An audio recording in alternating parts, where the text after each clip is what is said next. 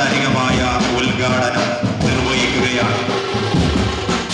Panchayat president Shri Somashekar, ജനപ്രതിനിധികളും മഹനീയರ ಸುಮುಖದಲ್ಲಿ ಈ ಕಟ್ಟಡದ ಉದ್ಘಾಟನೆ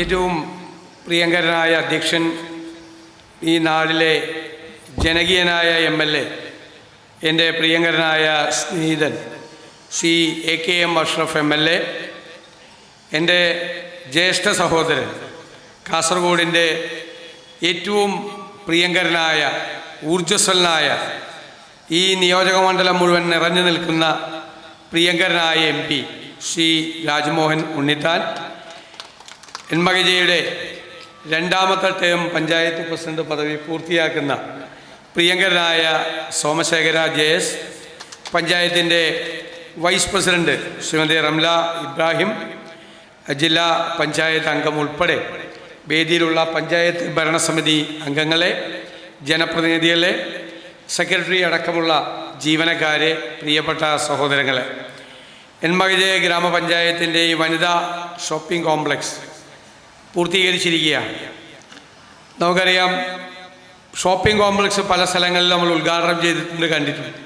പക്ഷെ വനിതകൾക്ക് വേണ്ടി മാത്രമുള്ള എക്സ്ക്ലൂസീവായിട്ടുള്ള ആ ഒരു ഷോപ്പിംഗ് കോംപ്ലക്സാണ് ഇവിടെ പണി തീർത്തിരിക്കുന്നത്.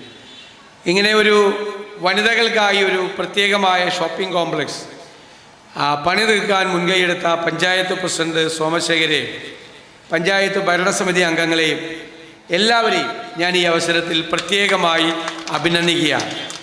ഞങ്ങൾ കുറച്ചുകൂടി വൈകിയാണ് വന്നത്. ഞാൻ നീലകണ്ഠനും കൂടി ഉണ്ടായിരുന്നു വേദിയിൽ. ഞാൻ മംഗലാപുരത്ത് ബ്ലോക്കായതുകൊണ്ടാണ് വൈകി എത്തിയത്. ഞാൻ നിങ്ങളോട് എല്ലാവരോടും ക്ഷമ ചോദിക്കുകയാണ്. നമുക്കറിയാം, സ്ത്രീകളുടെ ഉന്നമനത്തിന് വേണ്ടിയിട്ടുള്ള നിരവധി പദ്ധതികൾ എല്ലാ സർക്കാരുകളും അതുപോലെ നമ്മുടെ ഗ്രാമപഞ്ചായത്തുകളും ത്രിതല പഞ്ചായത്ത് സംവിധാനങ്ങളും ആവിഷ്കരിക്കണം. നമ്മുടെ നാട്ടിൽ എന്ത് സാമൂഹ്യ വിപത്തുകളുണ്ടായാലും എന്ത് പ്രയാസങ്ങളുണ്ടായാലും അതിൻ്റെ ഇരകളായി മാറുന്നത് സ്ത്രീകളാണ്. അമിതമായ മദ്യപാനം നമ്മുടെ നാട്ടിലുണ്ടായാൽ അതിൻ്റെ ഇരകൾ സ്ത്രീകളും കുഞ്ഞുങ്ങളുമാണ്. അമിതമായ ലഹരി മരുന്ന് വ്യാപനമുണ്ടായാൽ അതിൻ്റെ ബുദ്ധിമുട്ട് അനുഭവിക്കുന്നത് സ്ത്രീകളും കുട്ടികളുമാണ്. എന്ത് സാമൂഹ്യ വിപത്തുണ്ടായാൽ, രോഗങ്ങളുണ്ടായാൽ എല്ലാത്തിൻ്റെയും ഏറ്റവും കൂടുതൽ ത്യാഗം അനുഭവിക്കുന്നതും പ്രയാസം അനുഭവിക്കുന്നതും എല്ലാം സ്ത്രീകളാണ്. അവരെ സ്വയം പര്യാപ്തരാക്കുക, അവർക്ക് സ്വയം വരുമാനമുണ്ടാക്കുക, അവർക്ക് സ്വന്തം കാലിൽ ആരെയും ആശ്രയിക്കാതെ നിൽക്കാൻ കഴിയുന്ന ഒരു സാമൂഹ്യ സാമ്പത്തിക സാഹചര്യം ഉണ്ടാക്കുക എന്നതാണ് ഒരു പരിഷ്കൃത സമൂഹത്തിലെ ഏറ്റവും പ്രധാനപ്പെട്ട കാര്യം. അതിനു വേണ്ടിയിട്ടുള്ള നിരവധിയായ ശ്രമങ്ങൾ നടത്തണം. ഞങ്ങൾ രസകരമായ ഒരു കാര്യമുണ്ടായി കഴിഞ്ഞ നിയമസഭയിൽ. മദ്യത്തിൻ്റെ വില കൂട്ടുന്നതിനെക്കുറിച്ച് പറഞ്ഞപ്പോൾ എല്ലാവരും അതിനെ പിന്തുണച്ചു. മദ്യത്തിൻ്റെ വില ഇപ്പം എല്ലാവരും പറയുന്നത് മദ്യത്തിൻ്റെ വില കൂട്ടിയാൽ പിന്നെ ആളുകൾ കഴിക്കുന്നത് കുറയുമെന്നാണ്. ഞാൻ അതിനെ എതിർത്തു. ഞാൻ ശക്തിയായി എതിർത്തു. ഞാൻ പറഞ്ഞു മദ്യത്തിന് വില കൂട്ടരുത്. കാരണം എന്താ, മദ്യത്തിന് വില കൂട്ടിക്കഴിഞ്ഞാൽ വില കൂടി എന്നുള്ളതിൻ്റെ പേരിൽ ഇന്നലെ 3 പെഗ് കഴിച്ചിരുന്ന ആരെങ്കിലും ഇന്ന് 2 പെഗ് കഴിക്കും? വില കൂട്ടിയതിൻ്റെ വിഷമം തീർക്കാൻ വേണ്ടി 3 പെഗ് കഴിച്ചിരുന്നവൻ 4ാമത്തെ കൂടി കഴിക്കും വില കൂട്ടിയതിൻ്റെ അത്. എവിടെയാണ് പൈസ കുറയുന്നത്? മദ്യത്തിന് വില കൂട്ടിയാൽ മദ്യം കഴിക്കുന്നത് കുറയില്ല, പക്ഷേ ഇത് കഴിച്ചിട്ട് ബാക്കി വീട്ടിൽ കൊടുക്കുന്ന തുക കുറയും, ഇല്ലേ? വീട്ടിൽ കൊടുക്കൂല പൈസ, വീട്ടിൽ പൈസ കൊടുക്കൂല. അപ്പം മദ്യത്തിൻ്റെ വില സർക്കാർ കൂട്ടിയാലും അനുഭവിക്കുന്നത് വീട്ടിലെ സ്ത്രീകളുമാണ്. എല്ലാ പ്രയാസങ്ങളും അനുഭവിക്കുന്നതാണ്. അതിനെ മറികടക്കാനുള്ള ഏറ്റവും പ്രധാനപ്പെട്ട കാര്യം എന്ന് പറയുന്നത് സ്ത്രീകളെ സ്വയം പര്യാപ്തരാക്കുക എന്നത് തന്നെയാണ്. അതിനു വേണ്ടിയിട്ടുള്ള പദ്ധതികളാണ് ആവിഷ്കരിക്കപ്പെടേണ്ടത്. ഞങ്ങളുടെ ഒരു താലൂക്ക് ബാങ്കിൽ ഒരു വലിയ പദ്ധതി കൊണ്ടുവന്നു. 50,000 രൂപ വീതം ലോൺ. അപ്പോൾ 5 പേർക്കാണ് ഒരുമിച്ച് ലോൺ കൊടുക്കുന്ന 5 ഗ്രൂപ്പുകൾക്ക് 2.5 ലക്ഷം രൂപ വരെ ലോൺ.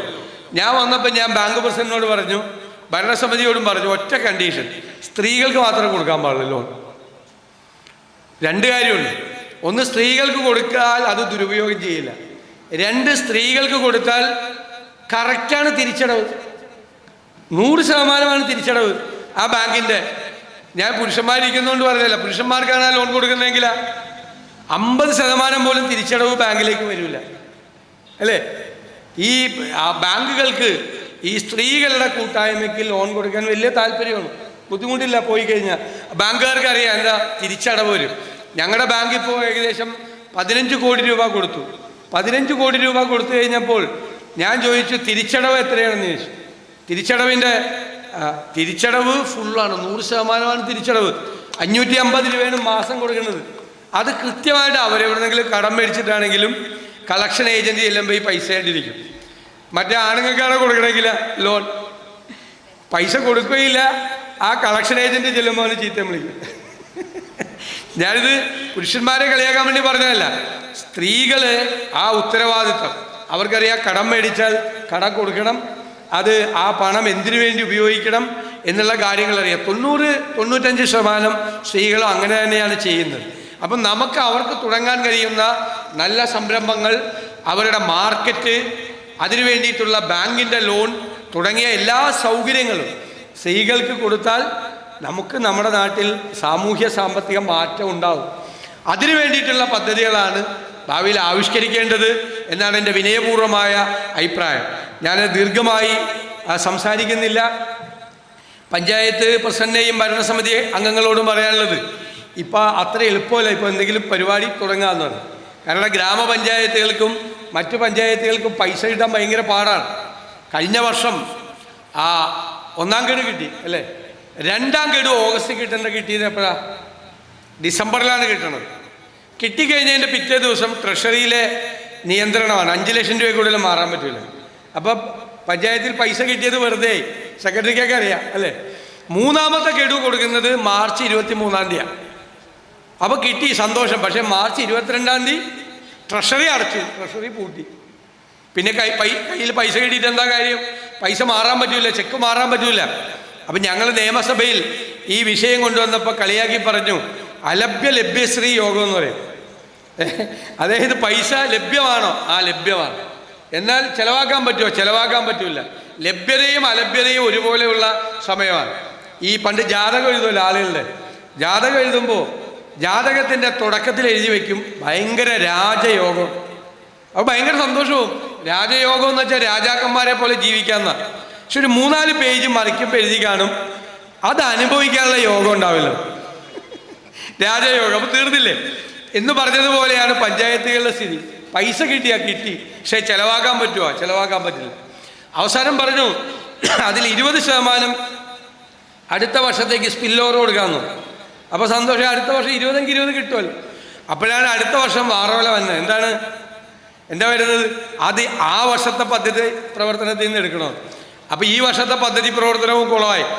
അങ്ങനെ ഏറ്റവും കൂടുതൽ പ്രാദേശിക സർക്കാരുകൾ ഏറ്റവും പ്രയാസപ്പെട്ട ഒരു കാലത്ത്, ഞാൻ പഞ്ചായത്ത് മെമ്പർമാർക്ക് കൂടിയൊക്കെ വേണ്ടിയിട്ടാണ് പറയണത്, റോഡൊക്കെ പണിയാത്തപ്പോൾ ആളുകൾ തടുത്ത് നിർത്തും. കാര്യം എന്താണെന്ന് അവർക്ക് അറിയില്ല പലർക്കും. അത് അല്ലേ, MLAയുടെ അത്ര പ്രശ്നമില്ല.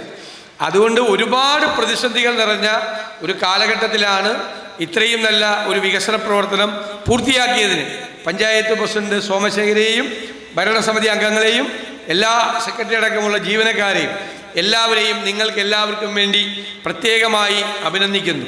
ഇവിടെ സൂചിപ്പിച്ചതുപോലെ എൻമകജെ എന്നുള്ള പേര് കേരളത്തിൽ കൂടുതൽ പ്രശസ്തമായത് ശ്രീ അംബിയാസുധൻ മാങ്ങാടിൻ്റെ നോവലോടുകൂടിയാണ്. ഞാൻ എൻഡോസൾഫാനെ കുറിച്ച് നിയമസഭയിൽ പറഞ്ഞപ്പോൾ അദ്ദേഹത്തിൻ്റെ പേര് പ്രത്യേകമായി പരാമർശിക്കേണ്ട ആ നോവലിൻ്റെ കാര്യം കൂടി. ഈ എൻമകജെ എന്നുള്ള ഗ്രാമം ലോകം മുഴുവൻ ഇപ്പോൾ അറിയാം. എൻഡോസൾഫാൻ്റെ പേരിലുള്ള ഈ നോവൽ എഴുതിയതിൻ്റെ പേരിലാണ്. അദ്ദേഹം എനിക്ക് വളരെ പ്രിയപ്പെട്ട ഒരു സുഹൃത്താണ്. അദ്ദേഹത്തിൻ്റെ ഈ നാട്ടിൽ വന്നതിലുള്ള സന്തോഷം കൂടിയുണ്ട്. അദ്ദേഹം അവസാനം എഴുതിയ നോവലുണ്ട്, അല്ലോഹൽ എന്ന് പറയുന്ന നോവൽ. ആ നോവലും വായിച്ചിട്ട് ഞാൻ അദ്ദേഹത്തെ അഭിനന്ദിക്കാൻ വേണ്ടി പ്രത്യേകമായി വിളിച്ചിരുന്നു. അദ്ദേഹത്തെ കൂടി ഈ അവസരത്തിൽ അനുസ്മരിക്കുന്നു. നിങ്ങളുടെ എല്ലാവരുടെയും അനുവാദത്തോടെ എൻമകജെ ഗ്രാമപഞ്ചായത്ത് നിർമ്മാണം പൂർത്തിയാക്കിയ വനിതാ ഷോപ്പിംഗ് കോംപ്ലക്സിൻ്റെ ഉദ്ഘാടന കർമ്മം നിർവഹിച്ചതായി അറിയിക്കുന്നു. നന്ദി.